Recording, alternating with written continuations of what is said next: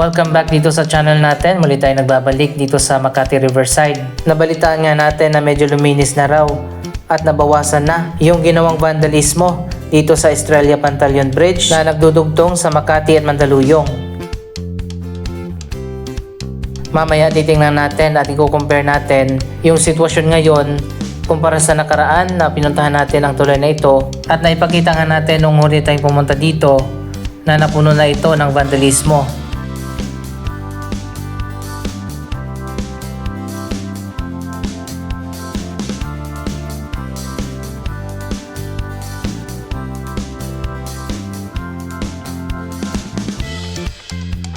Medyo maulan at makulimlim yung panahon natin ngayon. Yung nasa unahan, yan ang Century City, isang development ng Century Properties. Sila rin ang developer ng Aqua Private Residences na makikita natin dito sa tapat ng Rockwell.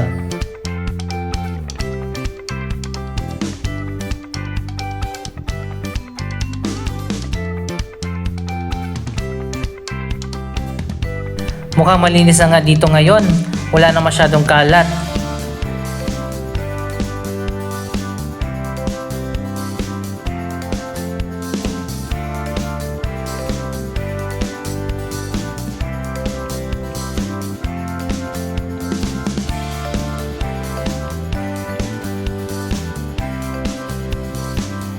Nung last time na pumunta tayo dito, punong-puno ng vandalismo dito sa dingding.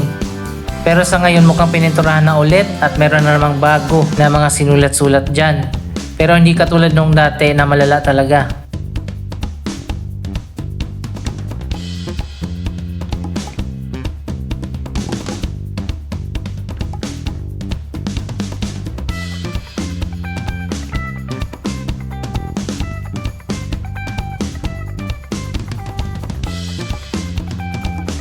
Ito yung Riverside Park dito sa gilid ng Estrella Pantaleon Bridge. Meron din ditong waiting shed para sa mga sumasakay at bumababa dito sa may Rockwell.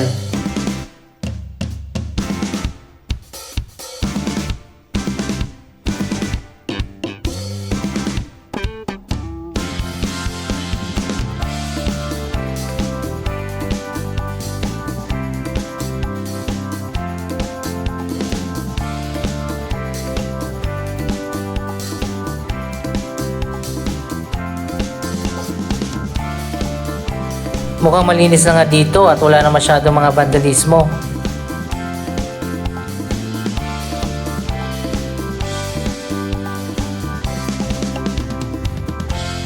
Nasa kabila naman ng Pasig River makikita natin ang Aqua Private Residences.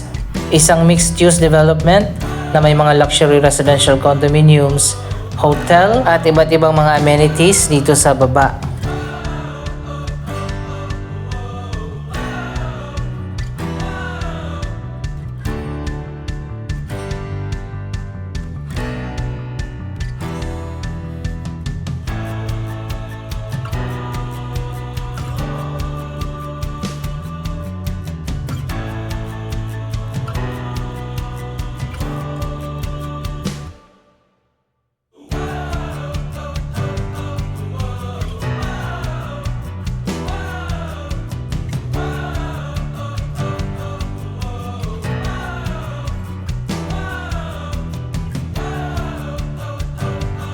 So ayan, makikita naman natin malinis na nga at wala na dito. Pininturahan na at nawala na nga yung mga vandalismo na nakasulat dito sa gilid ng hagdanan ng tulay pati na rin dito sa ilalim.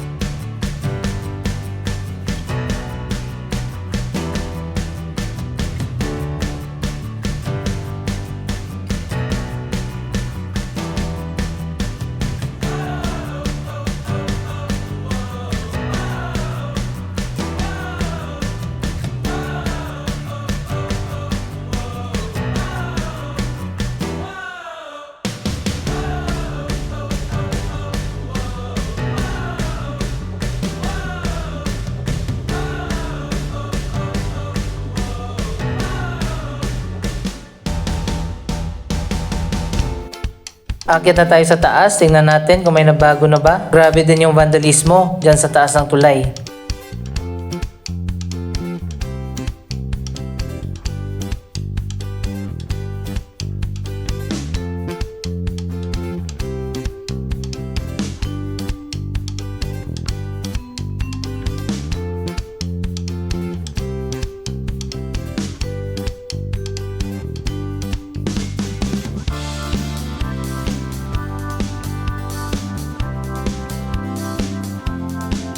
Malinis na rin dito sa ilalim ng tulay, wala nang mga basura.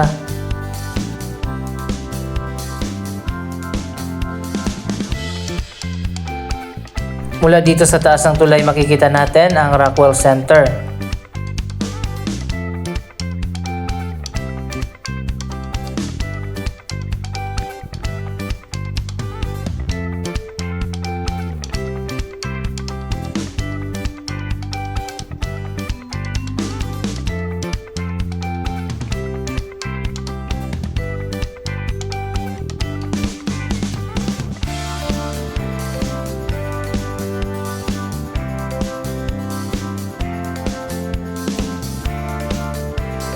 Tuloy-tuloy pa rin ang service ng Pasig River Ferry. Libre pa rin ang pagsakay dito kung saan pwede kang pumunta sa iba't ibang mga lokasyon along Pasig River mula Pasig hanggang sa Maynila.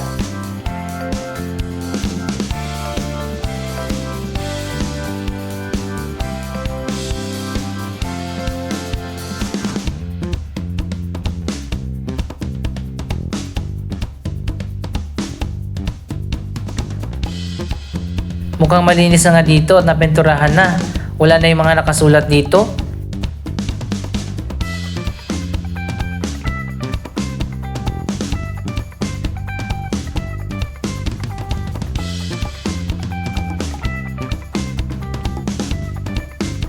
Ayun, meron pa tayong nakikita dito. Siguro bago na naman ito.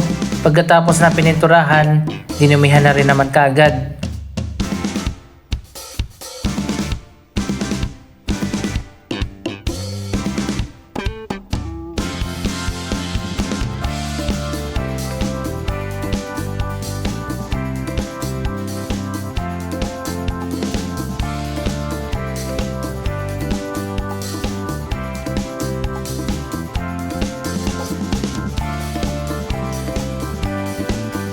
Pero kahit pa paano, hindi na katulad nung nakaraan na pumunta tayo dito na sobra talaga yung dami na nakasulat dito.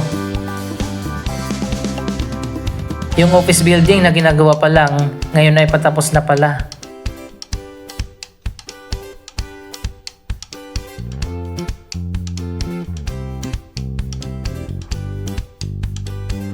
Alam nyo, maganda yung mga project ng Century Properties. Iba din sila gumawa ng mga proyekto katulad nga nitong Aqua Private Residences at yung nakikita natin dun sa unahan, ang Century City.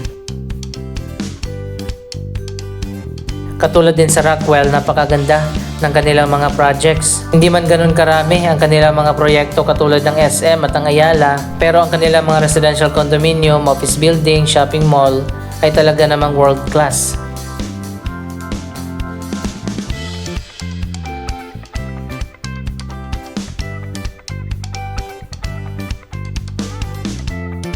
By the way, ang Rockwell ay nag-i-expand na sa iba't ibang mga probinsya. May bago na ngayong mga Rockwell projects sa Pampanga at sa Bacolod City. So ayan guys, maganda talaga kapag ganito, kulay puti lang at walang mga nakasulat na kung ano-ano.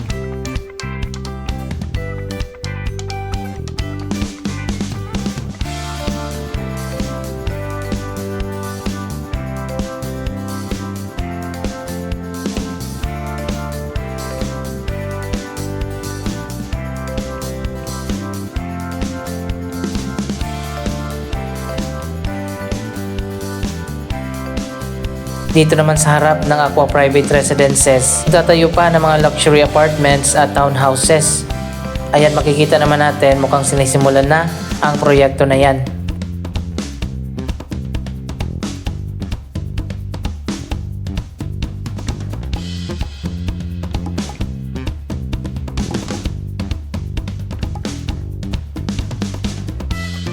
Ito naman ang bagong office building, ang North Bank, isang proyekto ng Hanson Properties.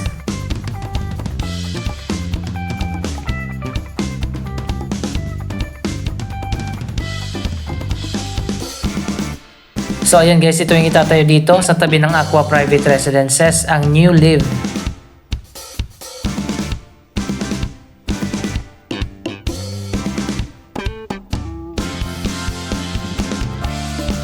Andito na tayo sa kabilang side sa Mandaluyong area. Dapat mga mural na lang na katulad nito ang ilagay dito.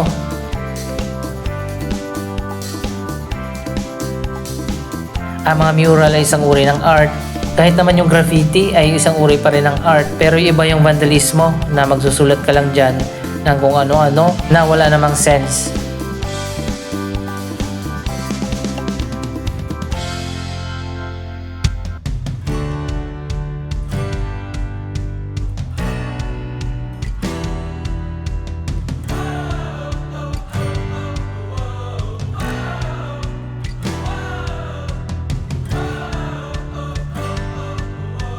Ang ganda pala ng view dito mula sa Mandaluyong area. Kitang-kita natin yung mga nagtataasang luxury residential condominiums.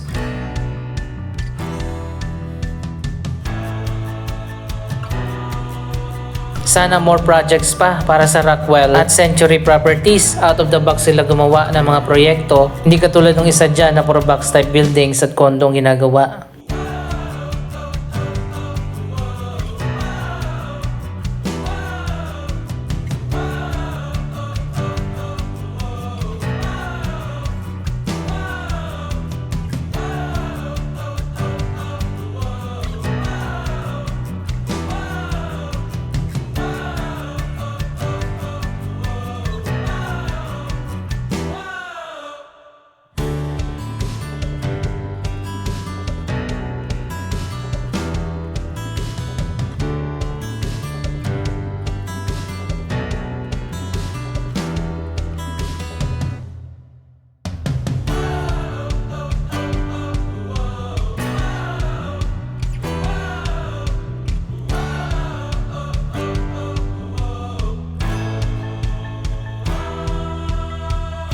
Dito pala sa area na to, magkakaroon pa ng iba pa mga developments.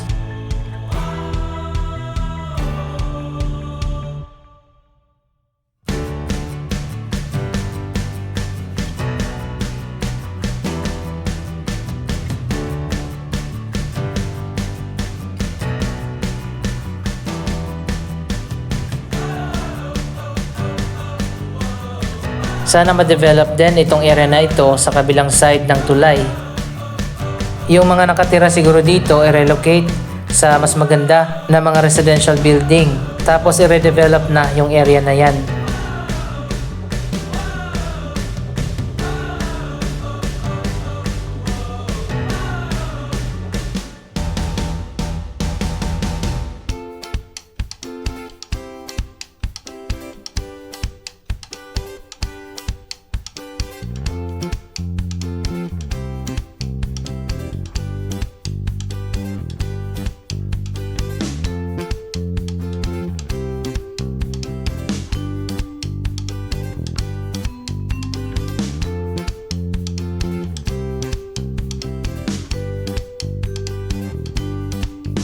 Dito naman sa kabilang side ng tulay, meron pa pala na mga vandalismo dito. Ayan o, makikita nyo naman, hindi talaga siya maganda tingnan.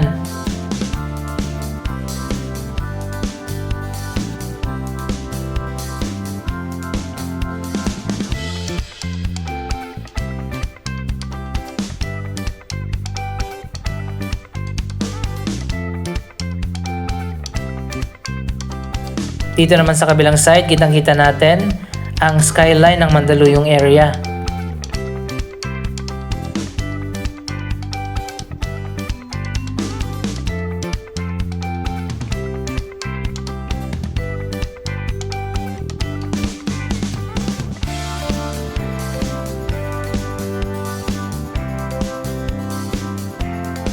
Anong masasabi nyo sa mga developments dito sa Makati Riverside area?